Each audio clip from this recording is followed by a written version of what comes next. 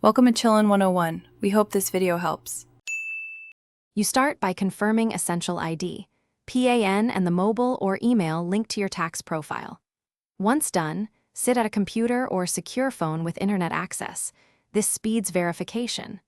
Open the official income tax portal and choose Login/Register right away. Make sure you can receive OTPs. If you can't, pause to update contact details with your bank or previous return information. This prevents repeated lockouts and saves time when requesting credentials. Next, use the portal's recovery tools. Click Forgot User ID if you cannot recall the login or forgot password to reset. You will enter PAN and date of birth, then verify via OTP to your registered mobile or email. Follow prompts to confirm identity.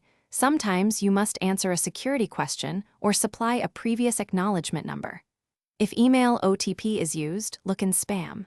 Once validated, create a memorable but strong ID or password using required complexity rules to avoid future resets. Finally, set a new password and confirm the change.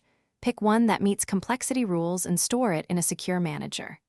Log in immediately to confirm access, then update any outdated contact info so OTPs succeed next time.